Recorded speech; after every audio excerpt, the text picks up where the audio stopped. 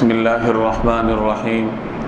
نبی کریم صلی اللہ علیہ وسلم ایک مرتبہ دو قبروں کے پاس سے گزرے تو آپ صلی اللہ علیہ وسلم نے ارشاد فرمایا کہ ان دونوں کو عذاب ہو رہا ہے، اور ان دونوں کو کسی بڑی چیز کی وجہ سے عذاب نہیں ہو رہا، بلکہ ایک ایسی چیز کی وجہ سے یہ عذاب میں مبتلا ہیں جن سے بچنا آسان تھا۔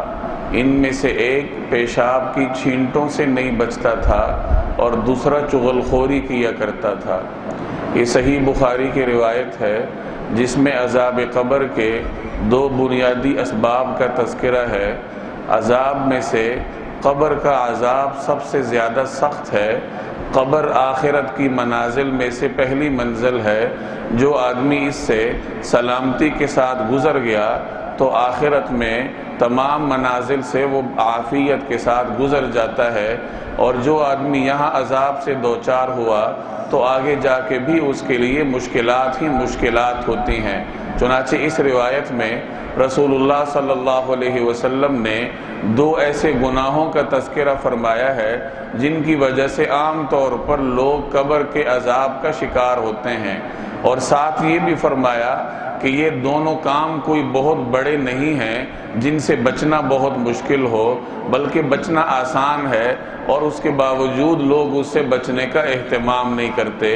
پہلی چیز کے بارے میں فرمایا کہ یہ آدمی پیشاب کی چھینٹوں سے بچنے کا اہتمام نہیں کرتا تھا۔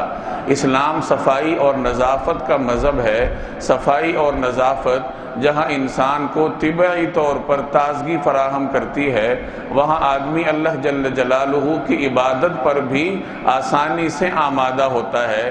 اسی لیے طہارت کے اہتمام کی وجہ سے شریعت نے سختی سے تاکید کی ہے کہ پیشاب کی چھینٹوں سے بچنے کا اہتمام کیا جائے۔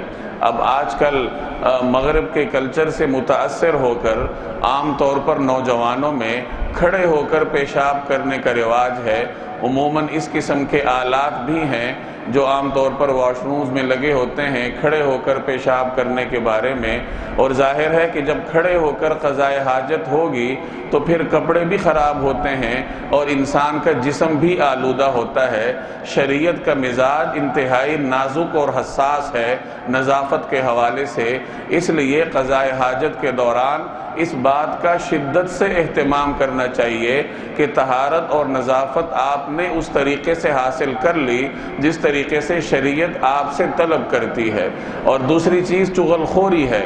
چغل خوری ایک ایسا جرم ہے جس کی وجہ سے معاشرہ فساد کی طرف جاتا ہے، جسے لگائی بجھائی کہتے ہیں۔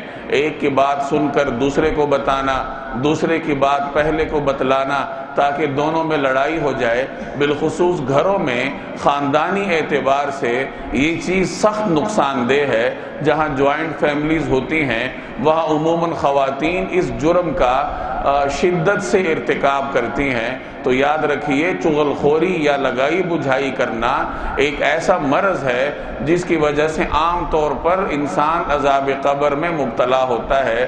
یہی دو گناہ ہیں جن کا تذکرہ اس روایت میں ہے، اور نبی کریم صلی اللہ علیہ وسلم نے قبر کے عذاب ہونے کے اہم اسباب کے طور پر ان کی نشاندہی فرمائی ہے۔